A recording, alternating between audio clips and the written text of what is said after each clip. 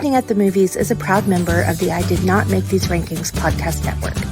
Other shows in the network include Mass Debaters, The Sip List, Crushgasm, Love is Black, Men Are the P.R.I.Z.E, Crime Rewind, and Literature Reapers.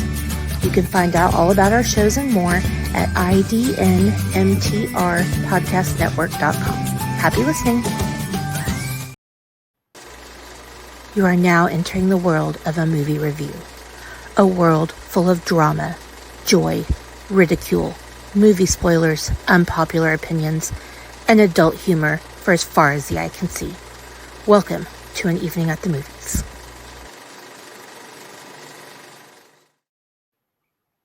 Hello, everybody. Welcome to what seems like our first live episode in forever, but I'm happy to be here. I'm happy to be doing what we're doing. But before we do that, um, obviously, welcome to everybody's favorite movie review podcast. This is An Evening at the Movies. I am your knowledgeable, excited to be here host, Kasey. And as always, this is the podcast where not today, but as always, we will always eat the stale popcorn, drink the watered down sodas, and talk about all of our favorite movies and why we love them. So, with all of that said, it's just half of your hosting duo this week because somebody is off getting her hair done to go to the Caribbean this weekend. Um, even though she will be with us on Saturday night live from Miami. Yay! For our special 200th episode / third anniversary.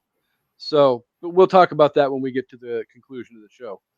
But since she's not here, I had to bring in a movie expert, somebody who is knowledgeable about the subject, somebody who is an OG member of the I Did Not Make These Rankings podcast network. But you know what? I'm not going to go down his list of resume. It's a long list. I will let him do it. But the most important thing is my guest on this episode. He is for life. He is Harvey. He is incredible. But the floor is yours, Harv. Would you like to introduce yourself in case there are people who may not have heard any of the epic episodes you've been on before? Well, first, thank you for having me again, Kasey. I appreciate it. I am Harvey, host of Men Are the P.R.I.Z.E, the podcast, co-host of Love is Black, the podcast, that I co-host with the hot wife, Carice, and a proud member of the I Did Not Make These Rankings podcast network. And every Tuesday, we get to draft and talk about movies, music, all this fun stuff. But we do it as a grouping, an enclave per se, of friends talking about good stuff. And it's been a while, you're right, for a live episode. So I'm glad we get to do it for a subject that I take quite seriously and that I love. So let's do it. We're honestly going to take this incredibly seriously because I've already recorded the second episode for our little theme month that we're doing. Right. And I kind of sort of explained it already before. But for those of you who are listening to these out of order or not paying attention to the order, what we're going to do here for the month of February is we're going to be looking at black cinema.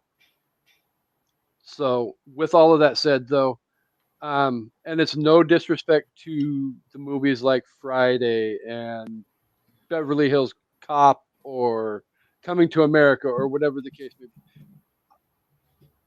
The idea was proposed by Harvey and Dre both, actually. And we kind of sort of formulated the idea for this month. But we really want to try and focus on movies that kind of sort of step out of the stereotypical black cinema and kind of sort of bring an element of, dare I say, education to people who may not necessarily be, I don't want to say hip to the culture, but we'll go with in the know, because there is an awful lot about black cinema, black music even, that doesn't get the necessary kudos that it deserves to get. So that's what we're going to do for the next month. And um, I mean, even to that extent, it still brings me back to an interview that I always see pop up on like my Facebook reels. That I believe it was Mike Wallace sat down and interviewed Morgan Freeman about his thoughts on February being Black History Month, and Morgan Freeman shot down the whole idea of um, why does my history have to be relegated to 1 month? Why can't um, my history be just that in itself and be history? Why does it have to specifically be Black history and only talked about in the month of February? Agreed. Yep. Why doesn't why isn't there a Jewish History Month? Why isn't there you know whatever history month? So it makes sense, and we're all humans in this world together. So Black history is everybody's history. Jewish history is we can all relate in some way, shape, or form. So that's realistically what we're going to be talking about um, just over the next month. But really quick, I don't want to dampen the mood, but many of us woke up to some news this morning that kind of sort of, I won't necessarily say it hit everybody in the heart, but it definitely hit me as a music fan in the heart. And I just wanted to bring up the fact that last night the music world lost an incredibly talented storyteller as Toby Keith lost his years long battle with stomach cancer. For those of you who don't know, I would be willing to bet if you don't realistically know that you know Toby Keith, you probably at some point in the last 23 years have heard a wealth of Toby Keith music, because even as great as Toby was before, Toby really came into prominence after the September 11th attacks in 2001. Um, but even so, he was a man battling stomach cancer. And if you saw him at his last performance that he did in 2023, you could definitely tell that was not, he was the shell of his former self because of the cancer. But um, for everybody who can know and appreciate his music, there is a set of lyrics from his last performance that I think is a good lesson for all of us to remember. And um, those are try and love on your wife and stay close to your friends. Toast each sundown with wine. Don't let the old man in. So rest in peace, Toby. And with all of that said, um, sorrow aside, back on topic again, though. While Harvey gets situated again, I'll go ahead and rattle off the background information for the movie we'll be discussing, which is Bamboozled. Um, it was released on October 2000, directed by Spike Lee, released by New Line Cinema, had a $10 million budget, and only made 2.5 million at the box office. So, did not make any money and lost a significant amount at the same time. Just because it's what we do, Harvey, would you like to take a guess at what our favorite movie review website gave Bamboozled for a score? Okay, so we're talking Rotten Tomatoes, I assume, correct? Yeah, the one that we have a motto in the network for. Yes, bastards. I would think 42. You're getting better at this. You weren't off by a whole lot. Okay. Only 11%. Okay. Higher or lower? It had 53%. Okay. On 106 reviews, and believe it or not, on 5,000 audience reviews, it had a 74%. That's interesting. So That is interesting. Okay. definitely the audience appreciates the movie a lot more than the bastards that are The the movie critics. bastards. So, and also if you are looking, if you haven't, I would wager to bet, and Harvey and I talked about this before we started the live episode. A lot of people probably haven't seen this movie. Mm-hmm. It does. I honestly, no disrespect intended, had never heard of it until Harvey requested the movie Mm-hmm. for this month. So, um, I would wager a lot of the audience may not have seen it. Um, we are going to talk spoilers in this episode, obviously, but if you do need to see it, it is available to rent on Prime for I believe $3.49, which is how I had to get it. But we, like I said, we will be talking spoilers, and there is a lot of stuff that will probably come up that would spoil your viewing of the movie. So if you feel like you don't want the movie spoiled, hit pause, go rent the movie, watch it, and then come back. Please always come back.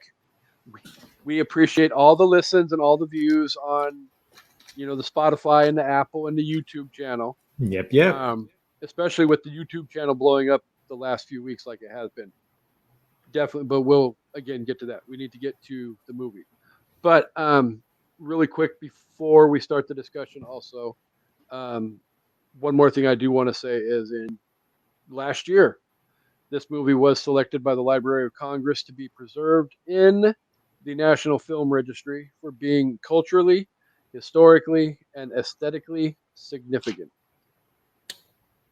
Wow. Good point. So, Yeah. says a lot about the quality of the movie. Mm-hmm. Again, we'll save our thoughts and opinions until we get to the review section. But, all right. So, Bamboozled. I have a good question that I would like to start out the discussion with. And it's something that Damon Wayans' character brought up in his first little monologue in the opening.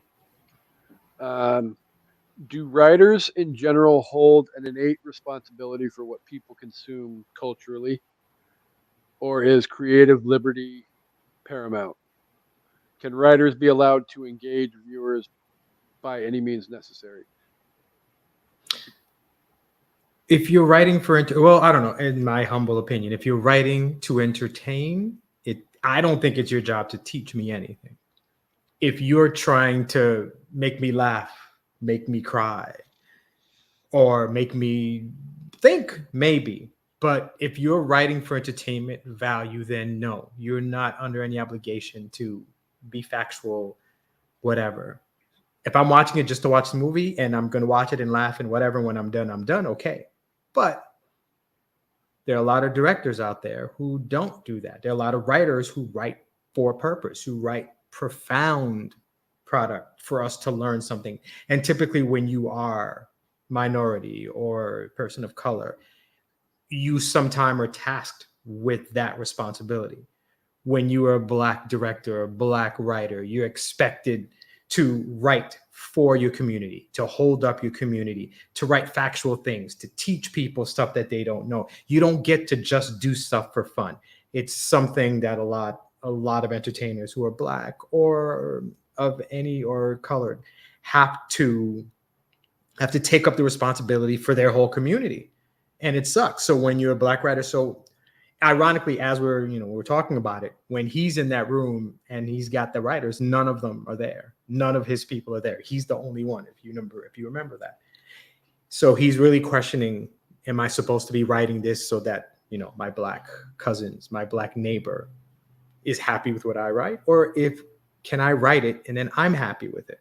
So I don't think, if you're entertaining me, I don't need you to teach me anything. It's not your job to teach me everything. It's my job to go and find it myself.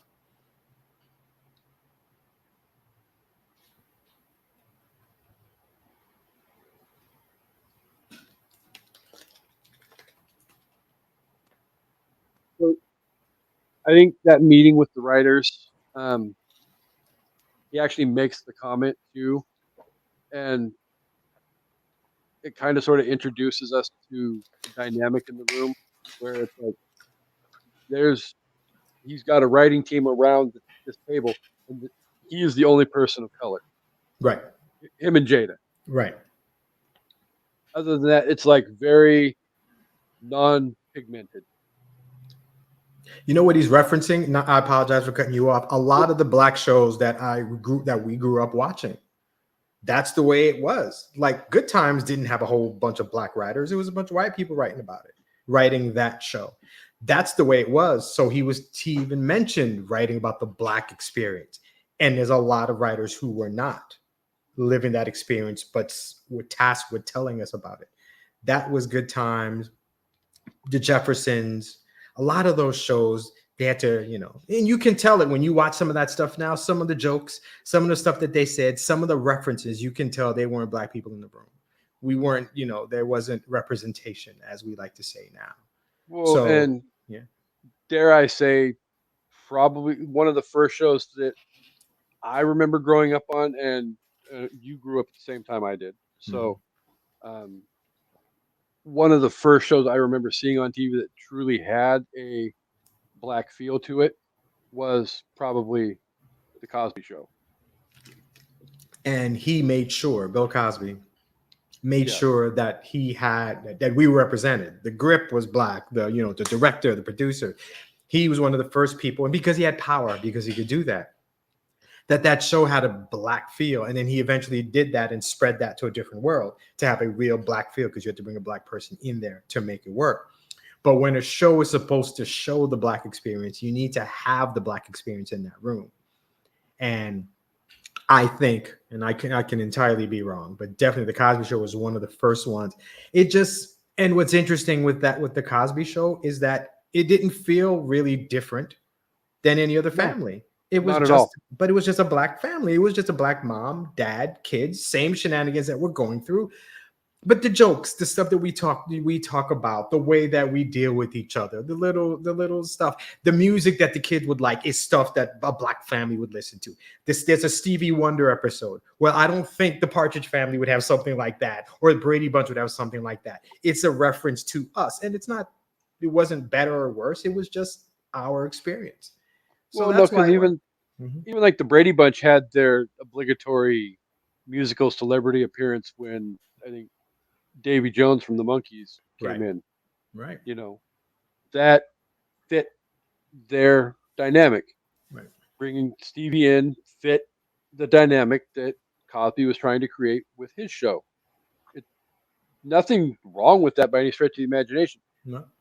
I knew and had some semblance of that it was slightly different, because I grew up with a mom that loved like jazz music and all of that, and you didn't necessarily get that kind of music on other shows. You got it on the Cosby Show. Mm-hmm. So that definitely had a different feel for me. But wow, we totally went down a different rabbit hole than where we were going. But one other thing that I'm sorry, we're gonna cross a line. Go ahead. I was losing my thought as I was going anyway. So one thing that I noticed, and one thing that is a real discussion when you talk about Bamboozled, and really what the real topic of this movie is black actors, how in terms of entertainment, black people, we tend to do everything. And one thing, we were sitting here talking about The Cosby Show, I will watch TV now, and it is a rarity, especially with black women. It is a rarity for you to see a black actress on any show who can't do it all. She can act, and they almost always can sing. Always. Like I was thinking about that. The fact that Claire Huxtable could sing won the point. She was an attorney. She was educated, nice house, great kids, whatever. But push comes to shove, she could sing too. And she could dance, and she can do everything. And with black actors and actresses, whenever we're on TV, we are entertainers in every fashion. in every way. And when we talk about Mantan, and we'll get into that, it wasn't just a show. It wasn't just a skit. Then you had a band. Then you had singers and dancers and everything. We did it all. And that was a whole nother thing that he mentioned. When it comes to Black actors and actresses and what we do, it feels like the same thing in movies too. I feel like if it was necessary, whoever the Black star could just break out in a song. Like, who can't sing who's a Black actor? Like, who can't? It feels like they all can. And it's like something we have to do. We got to bring the ability to do everything when we perform. So I was thinking about that. Yeah. Plenty of people out there. I mean, one of the obvious choices would be even like a Whitney. Right. Because Whitney had her period in her career where she starred in movies, but yet, and everybody knows, I don't even have to remind people how talented of a voice that woman had. Right. Throughout her entire career, 80s, 90s, right. 21st century. Right. She's one of the greatest singers of all time. So, after the whole, well, I mean, she would have gotten better, but she was atrocious in The Bodyguard. But the fact that she had such a voice, I almost didn't. I don't think we cared that she couldn't. Yeah, but at the same time, still, like Dre says, The Bodyguard isn't really a Black movie. True, got that right. So, but she went on to do. She got better with her acting as you get into the Waiting to Exhale and the stuff that came towards the end for her. But Preacher's Wife, stuff like that. Yeah, very much so. One of the first things that really reached out and slapped me in the face about this movie, and we're not very far deeper into the movie than that opening monologue where my first question came from, was, oh my God, the shit that came out of Thomas Dunwity, Michael Rappaport's mouth in that first, well, I mean, throughout the entire movie. Right. His character doesn't evolve at all. Not at all. From minute one to credits rolling at the end. But everything from misogyny to blatant racially overlooking anyone who isn't necessarily quote unquote a white male. Because like the one Asian lady who was sitting on his one side asked a question and she got like halfway through the question. That's a dumb question, cuts him off. And then, a white guy on the other side of him he's like, that is exact. And he's like praising him left and right and raising him up. And it's like, okay, so obviously we want the audience to know that this guy is a dick, which he was. Yep. But then, like, it digs deeper as the story progresses, even to the extent with like his first one-on-one meeting with Pierre Delacroix. Like he walks into the office and he asks him about, are we on CP? And for some people, myself included, watching the movie, I didn't necessarily know what CP was. Right. So, but for those of you who may not know, it was a reference to colored people time, and the fact that the stereotype that colored people are always late, which that meeting where we first meet Dunwity, Delacroix is late to the meeting because he isn't told that the meeting got moved up. So he still goes through his morning ritual and ends up being 32 minutes late to the meeting. And how much information can be given out in 1 minute, and you were 32 minutes behind them. But he goes on to reference, I know black people better than you know black people. I'm blacker than you are. Black TV is not entertaining. Some of the stuff that comes out of his mouth in this 2 hours and 15 minutes of movie, it's like I found myself every time he opened his mouth wanting to reach through the computer screen and grab him and slap him. Right.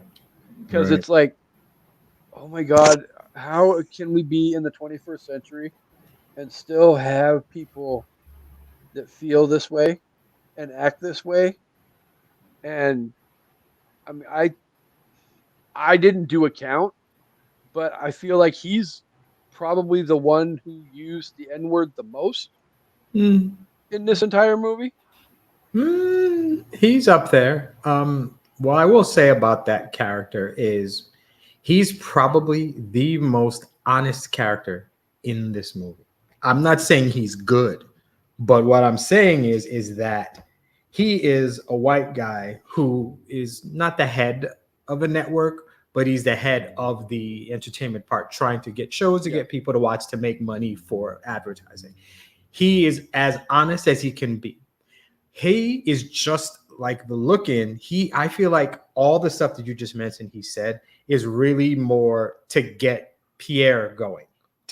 And to be honest, his name isn't Pierre, his name is Peerless. But Yeah. Pierre is the name he kind of gives himself. He is very much the brick wall that he's fighting against, because this white guy who talks with that slang and knows basketball and knows the music is everything that Peerless is supposed to be, and what he's fighting against, which is why he changes his name, because he doesn't want to be black or Negro or whatever. So he's necessary because I think for me, he's like looking at himself. Like, why is this guy acting like he's more black than me? He can never be. Being black has nothing to do with what music I like, or, the suits I wear, or what sports I appreciate. By his very nature, by him being alive, he's black and the white guy isn't. I think that character was necessary. So he's honest in his fact that he's racist, he's misogynistic, he's all that stuff. But white guys like that are always in management, are always in the upper echelon of business. And that's why a lot of black people don't get there, because they're being pushed down.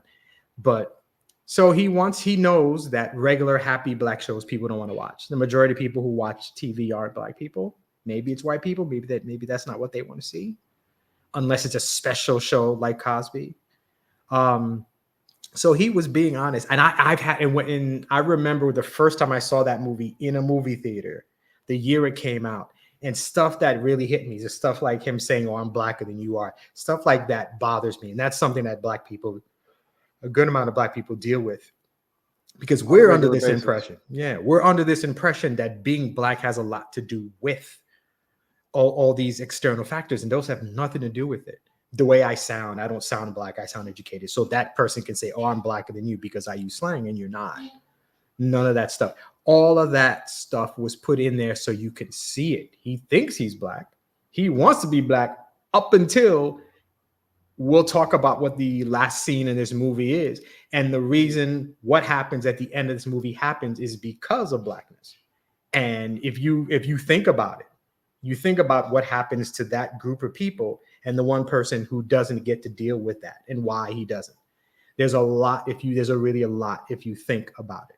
So, but Dunwoody was an important character, and it fits perfectly because he was pretty much accepted anyway. That he's pretty much part of this community. He always has been. Rappaport and Spike Lee have been cool and worked together for a long time. So he fit the part. Well, Definitely. that's one of my favorite things truly about Rappaport as an actor is this is not the first thing I've ever seen him do.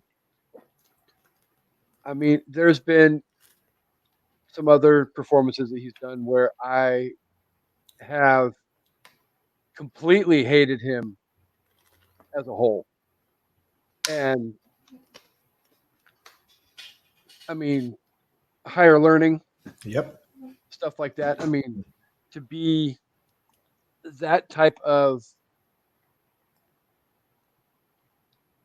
and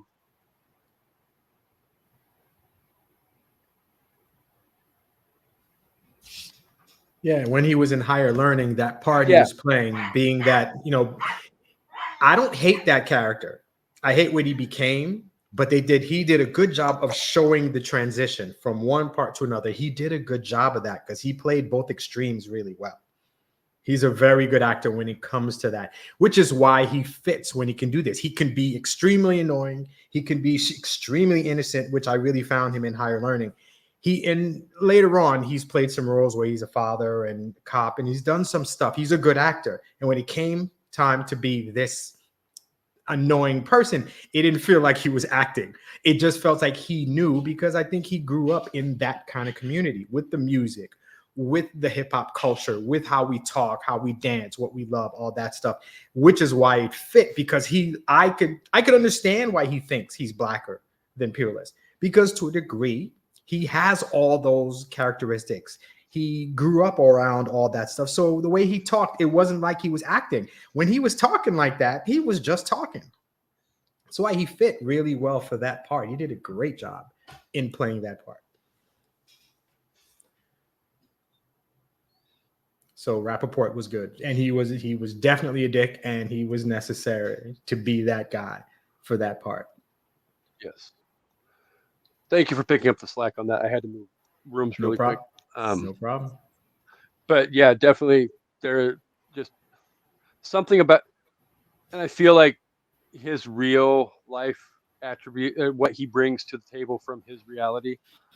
Because I think Michael Rappaport grew up in that area of the country. So that adds a little bit of level of realism, I think. Realism to the role, which helps create a more clear character and a better character for the story to meld itself around. So another thing that popped out at me that kind of sort of caused a slight bit of pause. Does being desperate for cash make quote unquote selling out more acceptable? And by asking that question, I'm more focusing on the idea of Delacroix and Sloan come up with this idea for the minstrel show,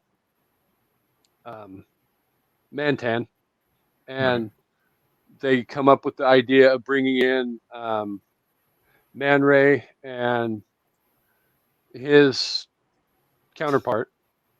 Again, forgot the name, but they're starting to enter the negotiation process, and Man Ray is incredibly quick to just accept the initial, and there's no playing hardball at all with the whole negotiation. He's like, here's what we're thinking. Yeah. Deal, sign, shake, we're good to go. Let's get started. But I could see at the same time how many people would consider that as a quote unquote not knowing your worth and selling out.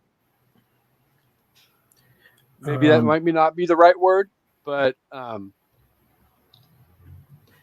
I think to me, for what you're asking, at least the way I see it, and all of this is just kind of how I see it.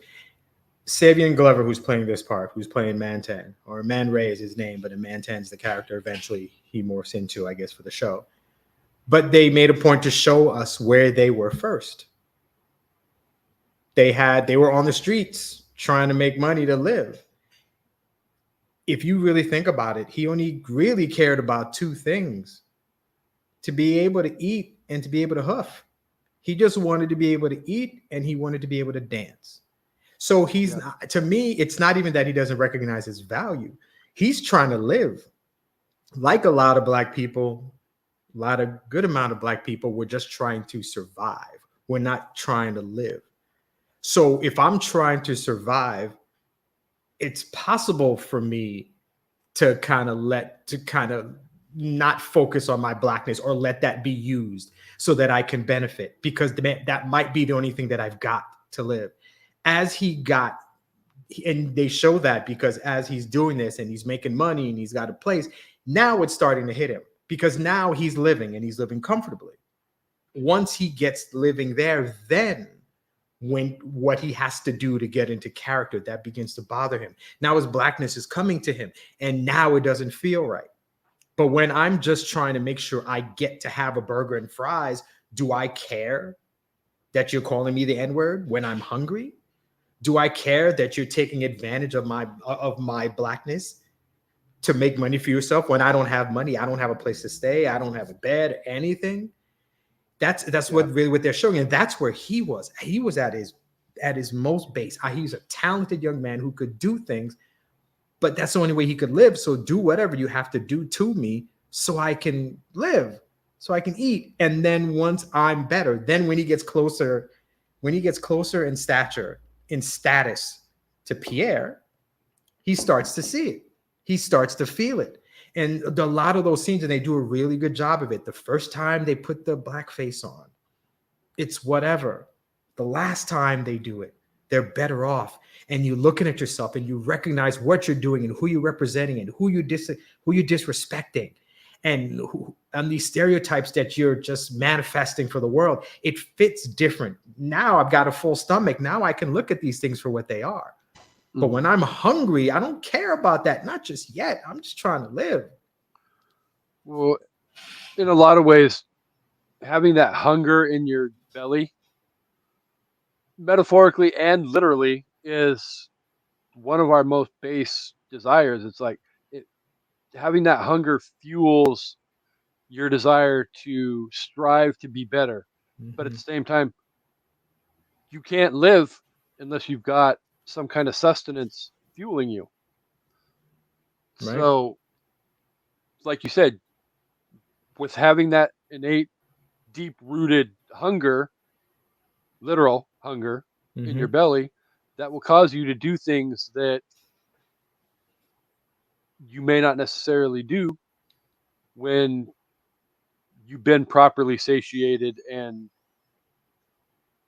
all, like you were saying with the whole, you see them getting into character in the beginning and it's one thing, but then, an hour plus later into the movie, it doesn't have that same feel because, you know, they're starting to open their eyes and things are starting to formulate in ways that they hadn't necessarily formulated in I the just want you beginning. to, I just throw one thing at you, and I think we'll keep it moving. But that is very much the underlying issue with enslavement.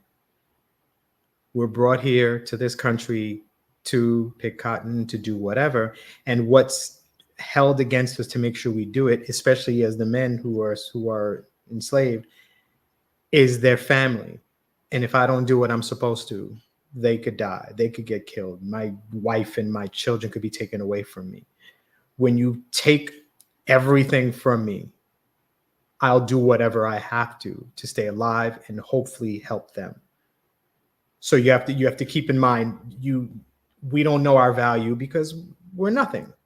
We are just here to help people do other things. And that's the same thing that Man Ray is going through, is the same thing that, to a degree, to a crazier degree, is that I'm just here. And if I don't pick this cotton, if I don't do it fast enough, if I don't do it the way Master likes, who knows what's going to happen to me? This is not the time for me to stand up and be a man and defend myself. I do what I have to do. And that's exactly where he was. He did what he had to do. He's like, what do I have to do? And when that's it, when you're at your most base, at the lowest form of life, I do whatever I have to do just so I can survive and keep the people around me safe. And that's what it is. Well, and the other side of the whole Man Ray thing too, with, like you said, striving to satiate that hunger, but you also have the fact that the other aspect of his character that is so important to him is his ability to perform and to dance. Right. And even you get that late in the movie where he's teaching the younger kids to dance, Right. but it's not going as planned. Right. And he tends to blow up and get on, you know, you're not doing this and you're not doing that. And you need to Right. be this way and you need to do it that way. Blah, blah, blah. And Right. he rips into these kids and it's like, I mean, obviously you can tell he has a passion for what he's trying to teach, Right. but at the same time, that passion and that attitude that he's exerting on these kids ultimately becomes the final the straw that breaks the camel's back with his relationship with With his Womack. partner in crime. Yeah, and then Womack, eventually gets yes. flown. Yeah. Thank you. Mm-hmm. It ends up ending their friendship and ultimately starts the downward spiral to the conclusion of the movie, Right. which we don't need to get to just yet, but Right. because there's still some other stuff that um, one of the things I did want to talk about though that got brought up. So the Mantan minstrel show for the new millennium Mm-hmm. is classified by Pierre as being a satire. Mm-hmm. So does satire poke fun at, or can it also perpetrate stereotypes as well and continue to foster negative connotations? I mean, really good satire does that. Really good satire is going to bring about a a response. And it he had the right idea, but he just did it the wrong way. At least that's what I think. I He wanted to show just how bad it is. The problem is I think he thought that people would see it and be so disgusted with it that because he wanted to get fired. That was the point of making a show so ridiculous. The problem is that he didn't realize that a show like that, there's a market for it, that there are people who would watch it. Blackface, minstrel shows actually in the blackface as a part of that. There are a good amount of people who like to watch that stuff. So him thinking he's going to make something so disgusting was wrong. He made something that people wanted to see. And that show, which could have been a great vessel to teach, was actually a way to just put the racism out there. And Spike, who wrote and directed this, made a point that if you watch this from the beginning, the show starts, those first episode or two, and it's like people are like a little confused as to what this is. But it's not just white audiences. He makes a point. There's black people in there too who are watching this, who are in it, who are enjoying it, and don't see that this is a satire, that this is a play on the evil that has been preyed upon black people. This started in 1840, I believe, in New York. Like this crap has been going on forever. And we're watching it, and you're supposed to be like, oh my God, why is this going on? As opposed to, wow, that's hilarious. And so satire is supposed to teach you something. It's not and entertain, but I feel like make you look at things a different way. But this thing, people were like, wow, this is kind of what I think when I see black people anyway. This is the kind of idea that I see.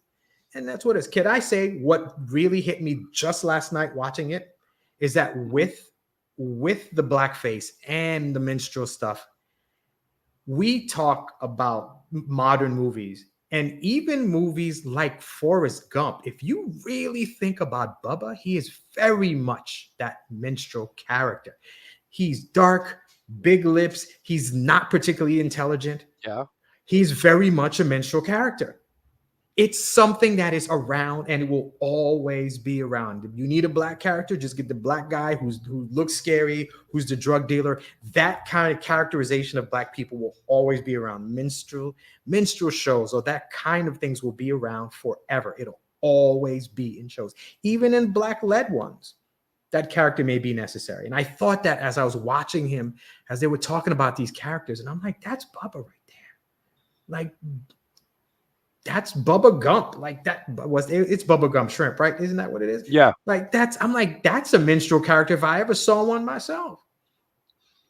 Yeah. So I mean, definitely. And I think one of the things that grabbed me was, especially as we're approaching the end of the movie, because it hadn't really sank in until, no, I guess it was the last time recording the show before everything blows up.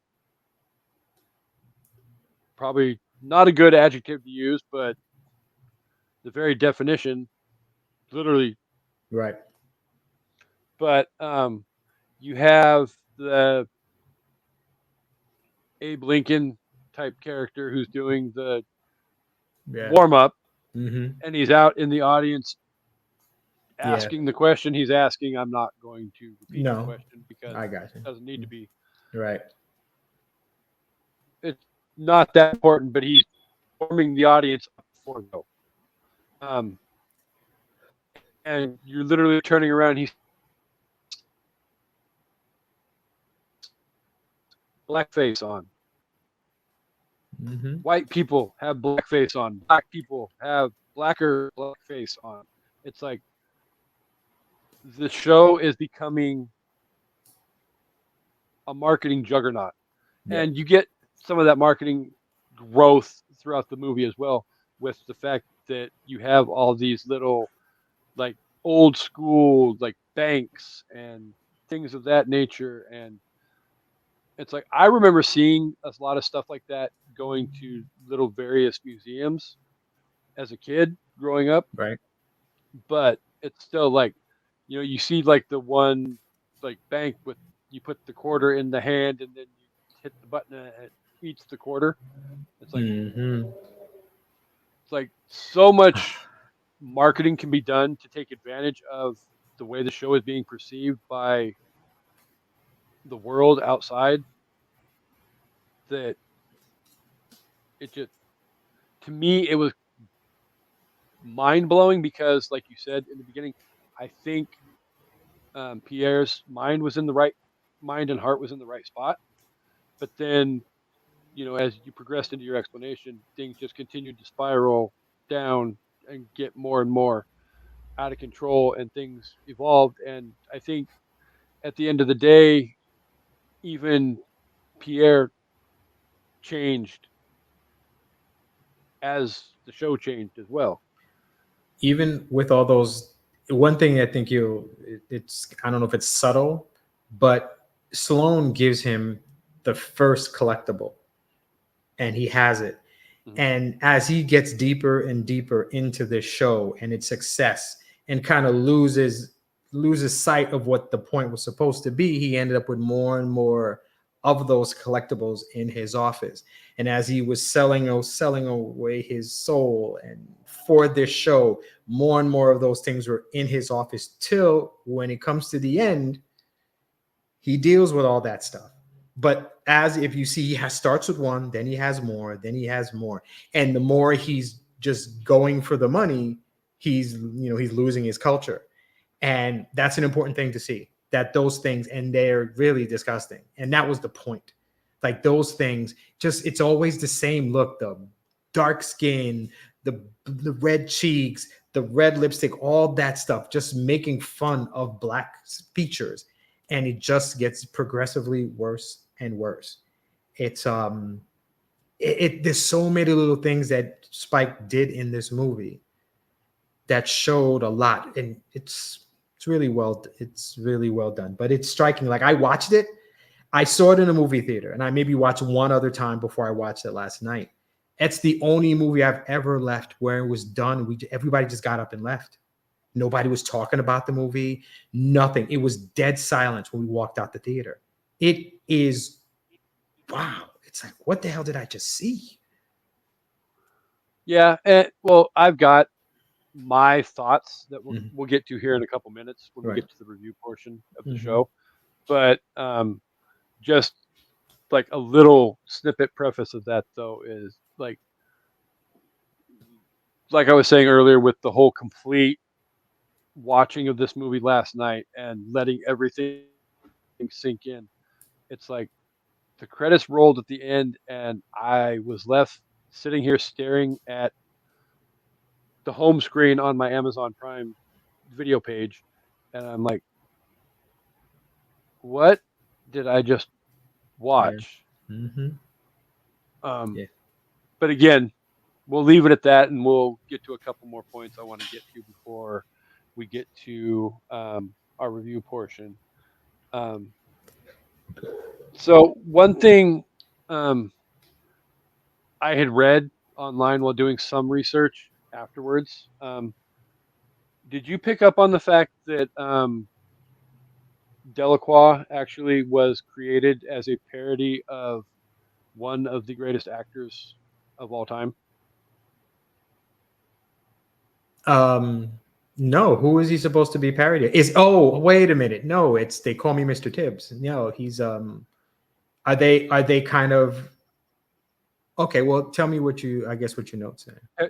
According to what I read, the whole idea behind Delacroix was to parody Sidney Poitier. Yeah, yep. A lot of the way that he spoke, he enunciated a lot of the stuff where he was talking, and it felt fake. But I guess that makes sense. That's interesting. I didn't really pick that That up till was you mentioned it. Yeah. it. Felt that way Hmm. throughout, but then like it made sense when I actually saw the whole thing online while I was looking up bullet points. But um, it's like I think I I just could see thought. how people would Go look ahead. down their. Well, I was just gonna say I could see how people would look down their nose at Delacroix, Mm. but would people necessarily look down their nose at Sydney Mm. for quote unquote being the same way or talking the way he talks and being so eloquent and well spoken and all of that? Does being a strong, educated, well spoken person, again, for lack of a better term, the best word I could come up with was, does being educated and well spoken classify you as being a sellout? Mhm. Well, I guess in a when way you could make the same argument, because it was dealt with a lot on your least favorite TV show of all time, and not trying to bring it up because it's your least favorite TV show of all time, right, but um, that was one of the things that constantly got dealt with for 6 seasons on Fresh Prince of Bel Air yep, was Carlton right, yeah, and him being so educated, well spoken, intelligent, and all of that. But and one of the jokes he always got from his cousin, he who shall not be named, Mhm. um, is he's not black enough. He's very white. He's Right. you know white bread. All of the jokes and stuff that were always constantly made at his expense because of the fact that he wasn't your stereotypical brother. Right. And while obviously I'm not the biggest fan of that show, there was Carlton's character did grow, and so did Will's, because there is, and this is something, there's racism and such like that, but within the black community, there is a lot of just that kind of stereotypical talk. Why does a black person have to sound a specific way? Why is it when you sound educated, you aren't black? These are issues that in our community we still have to deal with on our own. And that's what they do on the show. Will comes from Philly, he's from the hood, whatever, and then he sees Carlton, who is just as black as he is, because black has nothing to do with how you speak, what you listen to. It's really just the color of your skin. So Will wasn't any blacker when he got there.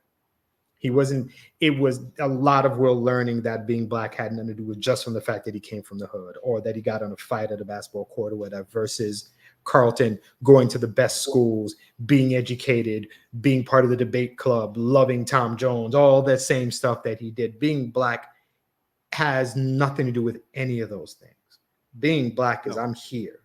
And the movie does the same thing. The movie does a lot of that because Delacroix recognizes that. But they made a point. There was a lot of times when he was showing, walking down the hall, saying hi to people, and people just didn't want to deal with him because I think people just felt like he was fake to begin with. Like I don't think Yeah. people really felt like that. And then even when he sees, even with his parents, even with his father, it's like, Yes, I was where the? Go ahead, go ahead. not. I was just gonna say I wasn't going to get through the discussion portion without bringing up even how brief we got to see that character, Yeah. how much of an impact Paul Mooney, Junebug, Mm-hmm. made in that little brief moment that he was in the movie, Yeah. because he impacts his son significantly, and even to the extent at the end of the movie, and we'll get to it here in a minute. But he Right. has a one sentence that he basically teaches his son that resonates throughout the entire meaning of the movie. But I'll let you finish what you were going to say before. No. Go ahead. I'm with you. You're fine. I agree. Um, So ultimately, all the stuff that we've been discussing for the last hour transpires and builds to this moment at the end where Man Ray, is he has a emotional break, I guess maybe would be the way to pacify it, but he ends up refusing to blackface up and ends up getting fired from the show by Michael Rappaport's Dinwiddie character, who Right. again is completely blackfaced up. So that just goes to show you how much, he and the network are pushing the marketability of all of this. But that, again, not the point. But um, he ends up firing Man Ray, throws him out of the studio, and he's kidnapped by Sloane, Jada Pinkett's By her brother. brother, Yeah. The Mau Mau's. and the Mau Mau's and his crew, and he basically held hostage, and basically they're going to force him to dance to death, I guess would be the way of putting it. Ultimately, Man Ray ends up getting killed.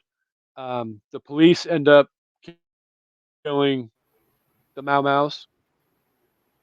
Um, in reaction to all of that happening, Jada Pinkett Sloane ends up killing um, Pierre Delacroix.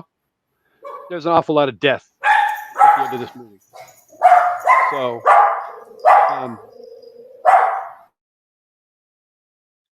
Delacroix gets shot, and while you're going through this montage of different things that are or different aspects of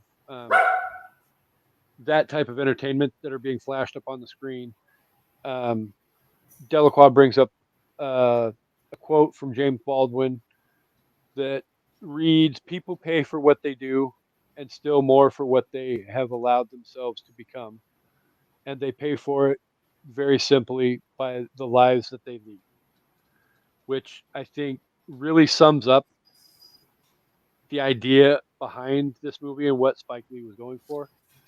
But then the very last line of the movie that he speaks is a line that was given to him by his dad, and that was, "Always keep them laughing." We're here to entertain. So that definitely rings. I mean, laughter is one of the key components of entertainment because I feel personally like if we're not laughing, then you've got no shot at entertaining us. There are other aspects to entertainment, but laughter seems to always be the easy go-to for providing entertainment for somebody. It's one of the things that we strive for in the I Did Not Make These Ranking Podcast Network. We try and make everybody laugh every Tuesday night, and generally, for the most part, we do. So, but I'll get to that here in a minute too. But for those two quotes, do you feel how true do you feel they ring for the premise of this movie? Very much. Very true. James Baldwin is one of the great authors. So anything he has to say is he really had the pulse of what it meant to be black in this country to the point that he left and then he came back, or he left and died and such. But I mean, I'll talk about the last line first. Keep them laughing. We have always been, black people always been here to entertain, and we still are. Whether it is by our acting, by our singing, by our dancing, we are. Whether it's in athletic activities, whether we're playing baseball, football, basketball, whatever.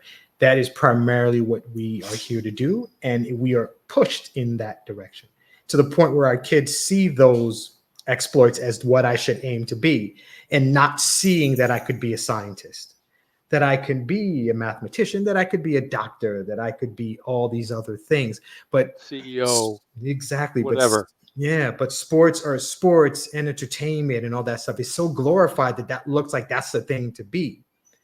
And so if I score a touchdown for your team, you're smiling.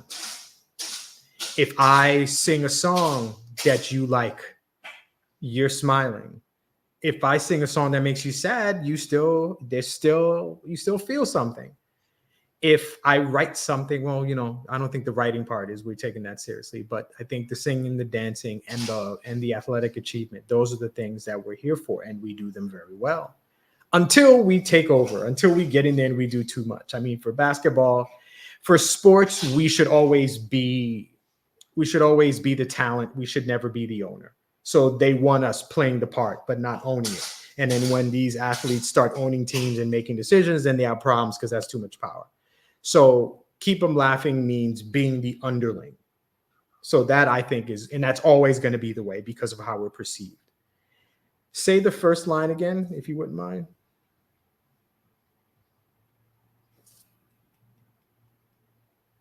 You muted again, Kay. There you go. It's all right. Say it. Come. So people pay for what they do and still more for what they have allowed themselves to become. And they pay for it very simply by the lives they lead. That line fits perfectly for Delacroix. He wanted to succeed so much, and I think in his mind he didn't think he could do it by having all these black, characteristics. He changes his name. He speaks different. He does all these things so that he can be accepted, so that he can climb up that ladder and do things. And you can do that for a while, but life catches up to you. And in his case, death found him, and he was killed by one of his own. I mean, if you think about it, I mean, the show was one thing.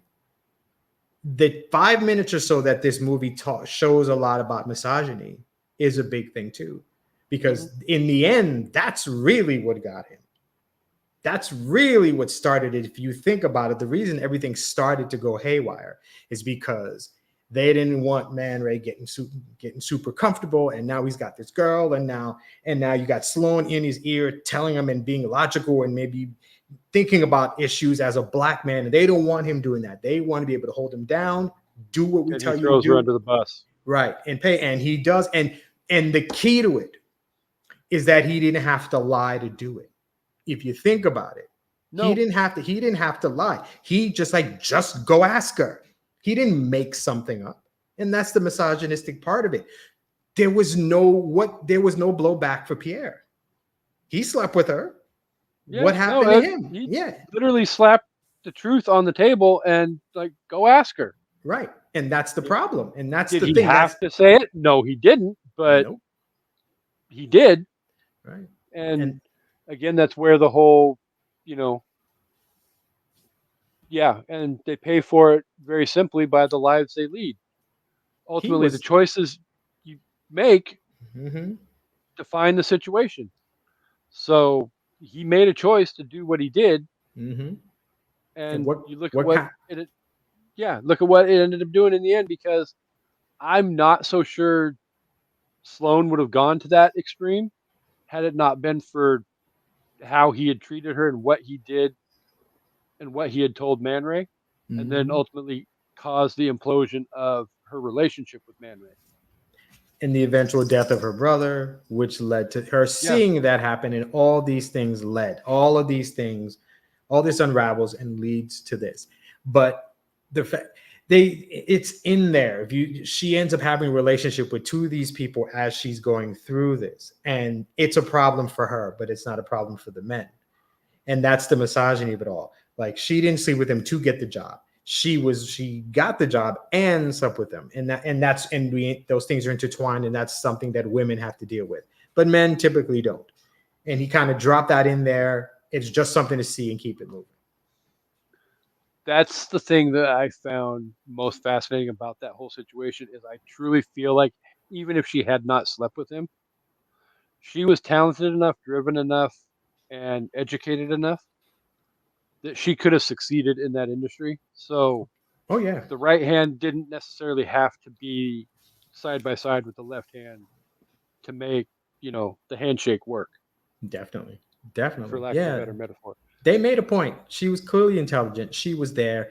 She had a crisis of confidence, a crisis of watching all this happen, but was letting stuff go and letting stuff go to the point where it got too late. And Mhm. if you watched it, you could see it coming. You could see where she is. You could see where her brother was, and you knew there would be an eventual convergence of that. And Yeah, that's just what happens. exactly. With all of that said, I still have a load of notes here on my sheet, but I also look up at the clock and see how much time we have left. Right. And I don't want to keep my awesome guest pressed for time. But so I feel like we should just jump into our overall review of the movie and go ahead and rate the movie out of 5. Um, I feel respectful enough, Harv. I would like to turn the floor over to you and guest go first. Thank you. All right. This is my favorite Spike Lee movie. I love Spike Lee as a director. He's done quite a bit of amazing film work. But this movie is my favorite, which is why I chose it for this month, because I'm like, this is something great to talk about. Most people don't know about this. You talk about Spike Lee, it's Malcolm X, Do the Right Thing, Inside Job, all the stuff that people know, people will talk about. But this is a very not well known but quality film. Great. I love Saving Glover in this. I love Tommy Davidson in this. Rappaport is good. Um, Damon is fantastic. And the subject matter is a hard one to do because at times, at times, Spike can be preachy with stuff. It's very much that in Malcolm, it's that in Do the Right Thing, and it's that in this. He's throw it in your face, and he's over the top. Like the whole thing with the commercials are interesting, and you even see that, and we didn't get to talk about that. What was the advertisers? The malt liquor, and they go into the whole Mandingo thing with black men and such, and then the Yeah. whole clothing line, which is mocking of Tommy Hilfiger, and it's a whole different that commercial, that whole thing is just a microcosm of when you see entertainment. It's ridiculous. And he dropped stuff in there. He did such a good job of people disrespecting blackness, but thinking something that you can just take, that you can just feel just because you like what we like, just because you think you're in the culture. And it's people don't know about blackface and about the minstrel show and about the evil that is associated. Some people just see it as just, oh, blackface doesn't mean anything, whatever. It's an attack on black people in every way. They're making fun of characteristics of the way we look and all these things, and they just don't get it. So for that reason, this movie it's my favorite. It's a like out of 5, it's like a 4 to me. And I love the script. I love all the characters. The ending is a bit over the top, but there's a reason for it. Mhm. And he always is good. His ending, like there's that ending montage, not even the ending one, it's the one right before we see De La at the last. And then, of course, the last actual vision is Man Ray. But Yeah. that bit, that 3 or 4 minute, and he's showing all those old black and white cartoons and all the toys and all the stuff. For hundreds of years, entertainment has really been about just making fun of black people. It started with white people in blackface, which is why it's blackface, Yeah. and just all the entertainment. Then eventually, we're really going to do it. We're going to have black people and we put them in blackface. And then movies like Birth of a Nation and all this stuff, all this just beating down on people who you brought here, who didn't want to come here, that you killed, that you beat down mentally, physically, emotionally. And then they get to watch themselves be made fun on television. And it's not until, we've got directors who can really sit there and talk about it from our standpoint. I know that must have been a painful thing to write and to act out and to stage. All right, this is what Yeah. you got to do. And I felt it every time they would get ready to perform and they would stand there in the mirror and do all this thing with the blackface on and the big fake smile and playing this part that is painful just so that we could eat and live and have sustenance and have electricity and a TV to watch. Yeah. It's not an entertaining movie. It's an important movie at some point that I will watch with my kids, and then I can talk to them and educate them about that's where Jim Crow came from in 1840, about how we are seen as entertainers and not educators. We're here to make you smile, make you laugh, and make you feel good about being an American. I feel like that's something they mentioned in the movie too. Like it's rough. So it's one of those movies that I don't see myself. I'll watch it with my kids maybe, but I wouldn't just sit down and say, hey, I want to watch Bamboozled. It's hard. I can't really watch that very much. It had been a long time since I had watched it, and I needed to see it again. But that's And that was opinion. exactly where I was coming from with my reaction when the movie was over. Mhm. Was not that I didn't think this was a phenomenal movie, well put together, well acted, well directed, well written, Mhm. all of that. You can tell how talented Spike Lee is. You can tell how talented each and every actor in the cast is, and all of that. The movie is thought provoking Mhm. on a level. I would probably put this, in my opinion, as one of my top 5 or 6 thought provoking movies of all time. Okay. um, Again, it's educational. It teaches more than, like you said, it's this is not an entertainment movie by any stretch of the imagination. Um, I I caught myself thinking a couple of times towards the end of the movie. It's like, okay, I'm seeing all these people in this audience laughing at this stuff.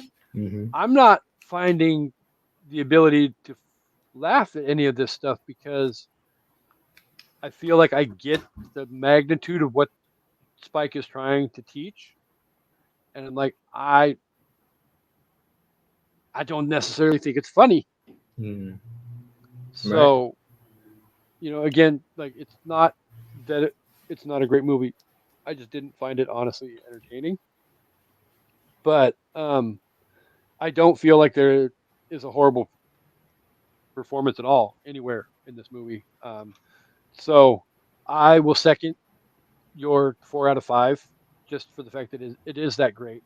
I'm excited for Amanda to get back from the Caribbean and sit down and do her homework and share her thoughts Yep. on what she gets to watch as well. So that will be coming up in one of our last 2 episodes of the month. So stay tuned for that. But before we get out of here and before we let Harvey go pick up his kids from the school, I just want to thank the dozens for being here each and every week. You guys are incredible. I hope you guys enjoyed this episode. I enjoyed getting to watch this movie and discuss it with somebody whose opinion I value tremendously. And I'm very glad that he recommended this movie because I feel like I have a better understanding of situations that I may not have had necessarily 2 or 3 months ago. So thank you for that, sir. I appreciate that. Really quick, would you like to let the audiences know where they can find the wonderment that is Havandre? Thanks for having me, Kasey, and thanks for actually, taking this suggestion and giving it a chance. Not many people would have done so, so I respect you infinitely for doing so. You can find me every Tuesday along with this wonderful podcaster named Kasey at the I Did Not Make These Rankings podcast network drafts. Every Tuesday night, we're going to talk about something. You can get us all together, and we're at our best. We're just hanging out, talking about stuff on a Tuesday night. I host Men Are the P.R.I.Z.E, the podcast. That's every Saturday. That drops a different episode. Um, as we're recording, we're in February. I had White George as the last guest I had. If you on TikTok, and he's a white guy who loves HBCUs, and we had a great conversation. And he's pretty popular on TikTok, so I was lucky to have him as a guest. This coming Saturday, I have another great guest. You probably don't know who he is, but afterwards you'll appreciate him. I love doing the podcast because it's a space for men. It's an open space for men to talk and be open and emotional and such. And it's, oh, I was going to, oh, but I'm glad that we're live because I've had a lot of my friends do this show, do Prize. One person hasn't done it yet, and it's coming up for him. So I'll be reaching out to this person very soon to do an episode, and let's have a real good conversation. Hopefully he'll be free and can make some time for us. I think it may not even be part of this season. I think it'll be like an I Did Not Make These Rankings podcast network special episode of the Prize. So we'll see when that comes. So Prize, I love. I wonder who that could be. Who could that be? Also, Love is Black, the podcast that I host with the hot wife Carice. We're talking a great Black love story. It's something that I love to do. I love podcasting, and to do it with my wife is just something that's special to me. Also, that's Thursdays. I can't say every Thursday anymore because damn, it is hard writing this stuff. But we try to do it on Thursdays to drop episodes with this story, and we're getting there. We may have one this Thursday. We'll see what happens. The kids leave us alone long enough, maybe we can get it to happen. But podcasting, I enjoy spending time with friends like Kasey and DeAndre and Kendra and Shanna Banana and Amanda and the whole crew. If there's anybody I forgot, all Cam. of us, and Cam, of course. It's fun. I like it. And as a man who I talk to you guys a lot on the podcast, this is my zeal. This is my thing I do on the side to keep me sane. I do this, and it's genuine fun for me. And I hope you guys have something fun for yourself. But enough of the yakking. Thank you, Kasey, for having me. You are incredibly welcome. And just like Harvey said, if you're watching this live, I just want to remind everybody, like Harvey said, Tuesday nights we do our network drafts, but tonight is a very special night that everybody needs to tune in for, because not only is it the night before a very important day, but mind you, there will be no shenanigans from the person to my right, left, whatever direction camera wise, because he did that to me last year. We're not going to do that again this year. Otherwise, there will be hell to pay. And I'm not going to lie. I have a plan B, C, and D in store for if Harvey decides to pull the trigger. Other people will pay for your shenanigans, sir. I'm interested to see what happens. So, but yes, I will be your host tonight on the draft episode. Dre has opened the floor up to let other members of the network host from time to time. That way he doesn't have to feel bogged down and all of that. Because as we all know who follow the network, Dre has almost month and a half old baby. Yeah, he busy. Being a father can be incredible. I don't know personally. I don't have kids, but being a father can be incredibly busy. Harvey and Dre would both know. Yes, we would. Tune in tonight, 5:45 in the West, 8:45 on the other coast. East, and 7:45 Central, I guess. 7:45 Central and 6:45 in that other time zone. Mountain, yes. Yeah, that one. Mm-hmm. But we'll be talking people sexiest people alive and worst TV characters of all time. Yep. So should be a lot of fun, a lot of shit talking, and we've got a couple amazing guests with us this week as well. So tune in for that. Coming up really quick on the show, we've got next week. I will be joined by CJ from Masturbators and Season to Season. We are sitting down and talking about the generational talent that came together to create Harlem Nights, the Eddie Murphy written and directed movie, starring him, Richard Pryor, and Fred G. Sanford himself, Fred Fox. Mm-hmm. After that, I don't know what order they're coming up in, but we've got Kendra will be joining us as well. And we've also got the debut of Miss Cam. Yay! The I Did Not Make These Rankings podcast network too. She'll be making her debut, so stay tuned for that. And after we get done with February, we will be talking movies everybody should see once in their lifetime.